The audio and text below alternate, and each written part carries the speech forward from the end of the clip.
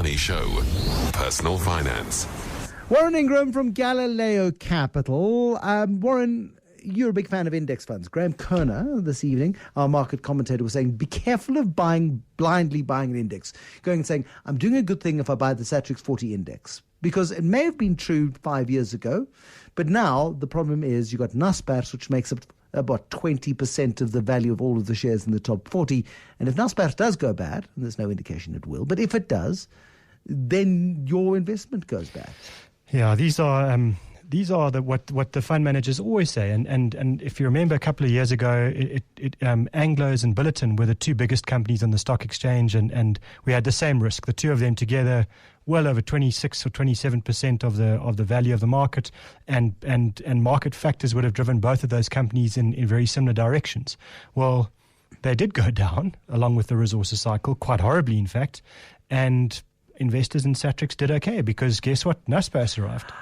It did. Simon Brown, the founder of JustOneLap.com, you want to contribute to this part of the conversation? Evening, gents. Yeah, I mean, I hear what Warren says, and it exists everywhere. If we look at the S&P 500, the top 10 stocks are 20%. In South Africa, we've got an extreme. The top 10 stocks are about 60%. But there's an ETF out there which is called an equal weight. So it takes the same 40 shares, but buys each of them as if they were exactly the same size. So each stock is 2.5%. So you reduce the big guys, Naspers, Billiton, Richmond, and you boost the smaller guys in the top 40. What is the benefit of doing that? Sure, you take a bit of risk out, but don't you also take out opportunity? Because if Naspers does go, as some people suggest, from 2,000 to 3,000, you miss the opportunity of the 30% growth in Naspers too. You absolutely do, Bruce. And if it goes the other way, you save. And we don't know what the future is. What an equal weight will typically do is because it removes the risk of the big guys, it'll often smooth out. And a lot of research suggests that it gives you a slightly better return, maybe 1% a year. It's not going to, completely blow it out the water. But I just, particularly, someone buys an exchange-traded fund, they want something that's going to plod along. I'm not sure that 20% to Naspers, and as Warren said, once upon a time it was Anglo or Billiton. I think if we can even it out, I think that just is always going to be the better bet. Thank you, Simon Brown, founder of JustOneLap.com.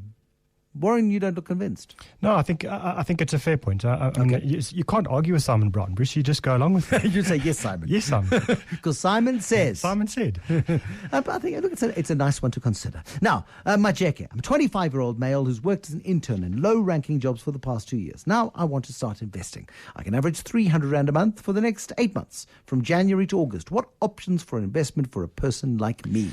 So 300 Rand is a critical number. It puts you in the space where you can do a debit order directly with many of the exchange-traded fund companies. So you can actually open up an investment directly, just to use an example like a Satrix, and you can go and they'll take your debit order. That's their minimum amount. Most of the big unit trust companies, for example, have minimums of 500. Yeah. I know some of the insurance-based companies with unit trusts have smaller limits. But to me, if I'm going to invest in a unit trust, I want to invest in a specialist investment manager, and their minimums are 500. So that's why my first shot was exchange-traded fund providers. But last year you made me go and do some research into a business called EasyEquities, and they... I asked. You asked nicely, politely, and they don't have a minimum like that. So my suggestion will be that you can end up buying 2 or 3 different investments, whether it be 2 or 3 different exchange-traded funds or two exchange-traded funds and a share at EasyEquities, and that 300 Rand will be perfectly fine for that. So ultimately, for someone trying to start a portfolio and looking for low cost with a smallish amount of money on a monthly basis, then that's the ideal way to go. Okay, so look at core shares, Majeke. Erla. I'm devastated, says Erla. I have Allan Gray Investments. They grew by the princely sum of 15 Rand 30 in a year. I'm traumatized. What should I do? Should I suck it up and buy Satrix shares or what? I'm 52. I don't have time to stuff around with the little money that I have. It would have been better if I'd left my bank account, if I'd left it in my savings account. I feel like crying. A very real emotion after a year where the JSE did zip, zero, nothing, nada in 2016. Yeah, I must say I'm answering that question quite a lot, especially in comparison to bank accounts now, because you can get some banks are giving you up to very close to 9% for a year. So you take into account inflation at 6% and you're getting 3% above inflation, although you're going to pay a massive tax on that.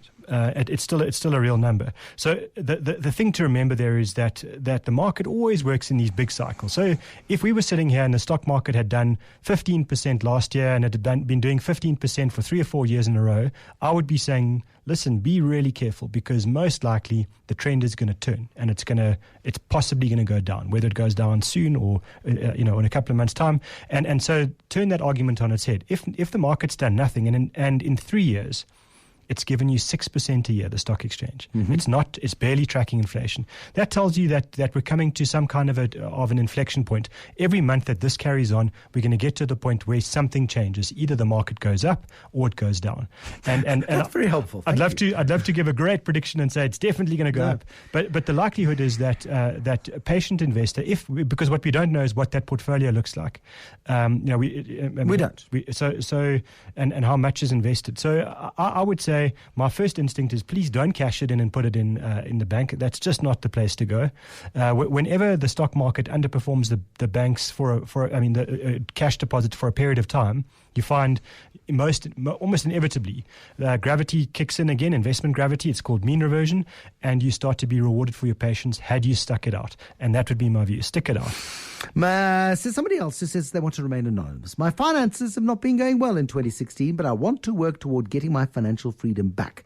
My first step was to contact the people I owed money to make arrangements, because when I made my research on taking a consolidation loan, I discovered that it would take me longer and I would not be able to buy a car which I'm planning to do by the end of the year.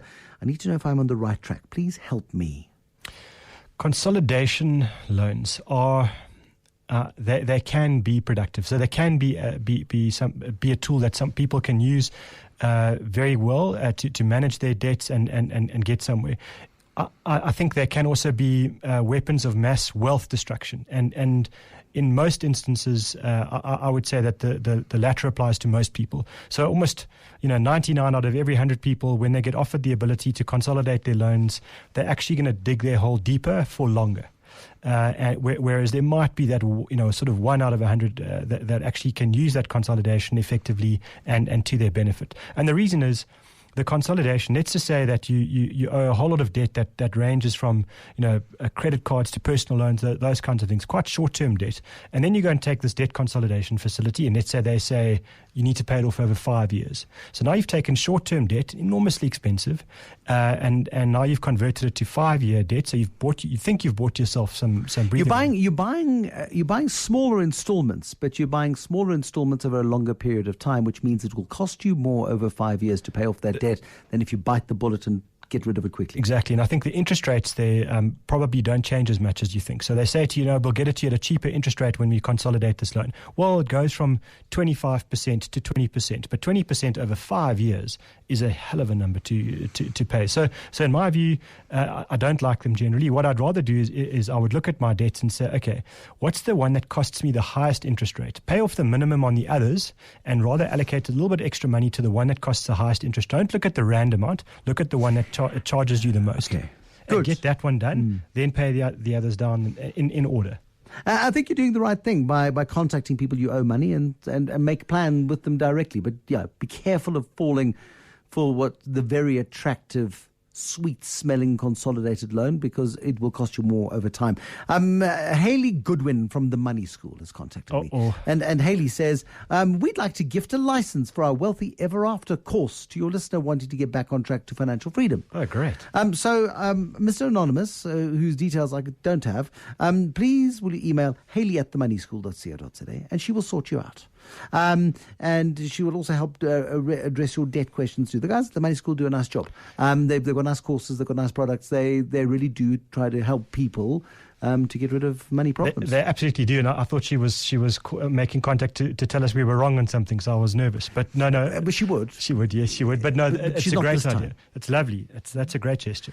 Check out themoneyschool.co.za. Really, I think they've got some nice options for people in this month of what they call January. I was expecting a little bit of money to come this month, and then I was told, no, you got it last month. I missed it. Oh dear. Suddenly it's like, uh-oh.